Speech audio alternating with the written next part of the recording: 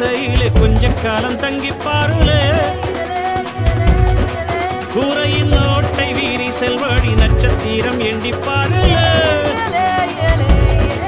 கூவும் செல்போனின் நச்சரிப்பை அணைத்து கொஞ்சம் செல்வண்ணின் உச்சரிப்பை கேட்போ வெறும் காலில் செருப்பின்று நடந்து மண்ணோடு பேசிக்கொண்டு போவோம் மழலைகள் ஆவோ